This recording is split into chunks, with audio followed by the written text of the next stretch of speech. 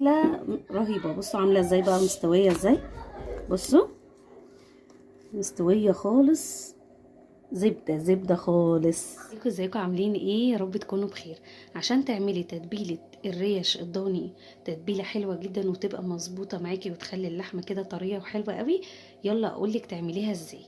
انا هنا فرمت كل اللي انا فرمته دوت هحطه لكم في صندوق الوصف، واقول لكم انا فرمت ايه. الخلطه اللي معايا دي فلفل احمر، جزر، بصل، طماطم.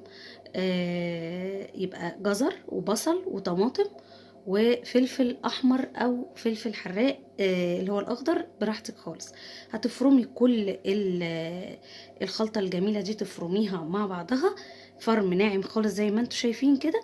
وبعد كده حطيت عليها 2 مرق الدجاج اللي هي الفوريه دي. وبعدين هقول لكم على التوابل بقى اللي تحطيها في الخلطه الجنان دي. عندي هنا معلقه كده صغيره بابريكا، ومعلقه بهارات 7 بهارات،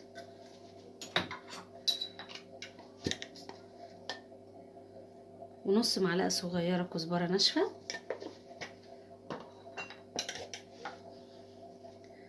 ومعلقه صغيره فلفل اسود،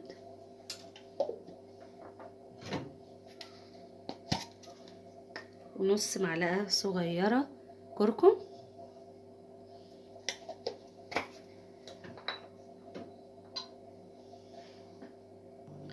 ومعلقه صغيره ممسوحه سكر عشان تساعد على التسويه. وهنحط شويه زيت صغيرين كده، ونقلب كل الخلطه الحلوه دي كده مع بعض.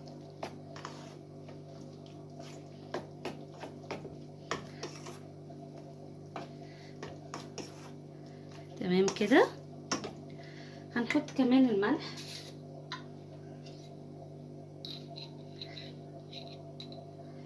الملح ده حسب الرغبة. طبعا انا هسوي الريش في الفرن على طول، هتكون في الفرن، فطبعا بحط الملح والتتبيلة العادي خالص. وبعدين هي طبعا لازم تتنقع في التتبيلة فترة طويلة. لو حبيتي تعمليها قبلها بيوم وتحطيها في التلاجة لتاني يوم هيكون افضل جدا. حبيتي بقى قبلها بساعتين 3 برضو لازم تتنقع في التتبيلة فترة طويلة. زي ما انتم شايفين كده التتبيلة الخطيرة دي. ابتدي انزل بقى بالتتبيلة الحلوة دي كده على الريش.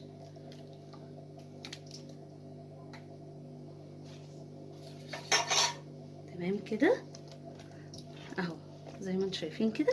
ابتدي بقى اقلبها بايديا زي ما انتم شايفين كده. لازم تدخلوا التتبيلة كده في الريش كلها كده بالمنظر اللي انتم شايفينه ده.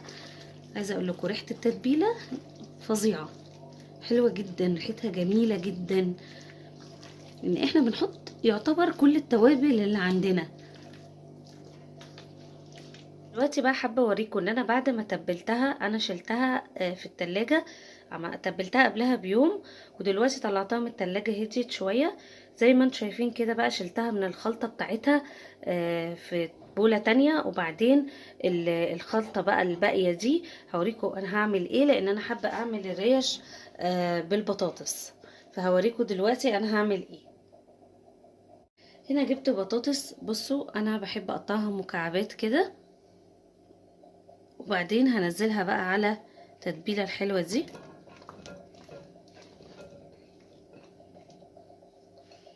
تمام.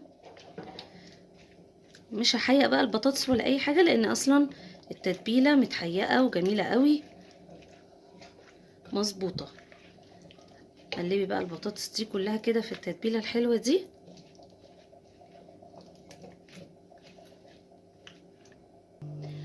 طيب انا هنا بقى جبت صينيه مدوره بتاعتي، وجبت ورق زبده حاولت اقطعه بقى على شكل دايره كده نفس شكل الصينيه على قد ما قدرت زي ما انتم شايفين كده. وبعدين هنجيب بقى البطاطس الحلوه دي وننزلها كده في النص. تمام. تيجي تفرديها بقى.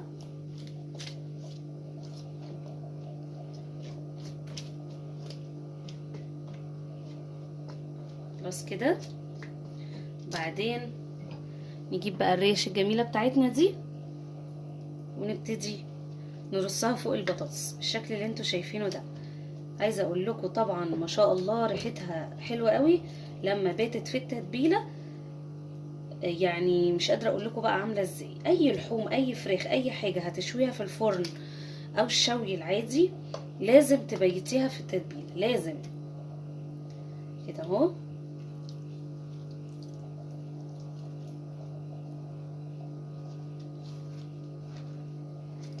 زي ما انتوا شايفين كده.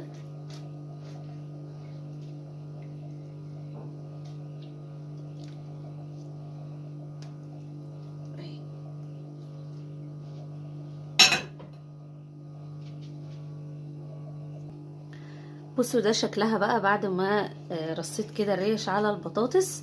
هحطها في الفرن على درجة حرارة 200. حابة تدخليها كده في الفرن دخليها، حابة تغطيها بالفويل غطيها علشان تحتفظ بالبخار جواها برضو هيبقى كويس. بصوا يا جماعة بصوا عاملة ازاي. انا طبعا غطيتها بورق الفويل زي ما انتم شايفين كده استوت، والبخار بقى مش قادرة اقول لكم عاملة ازاي. انا هحطها دلوقتي تحت الشوايه في الفرن وبعدين اوريها لكم تاني واوريكم اللحمه مستويه ازاي. شايفين بقى شكلها عامل ازاي بعد ما دخلتها في الشوايه؟ حاجه جميله رهيبه. بصوا عامله ازاي بقى، مستويه ازاي. بصوا مستويه خالص، زبده زبده خالص. يا رب الطريقه بتاعتي تعجبكم. لو عجبتكم متنسوش اللايك والاشتراك في القناه وتفعيل الجرس عشان يوصلكم كل جديد. السلام عليكم ورحمه الله وبركاته.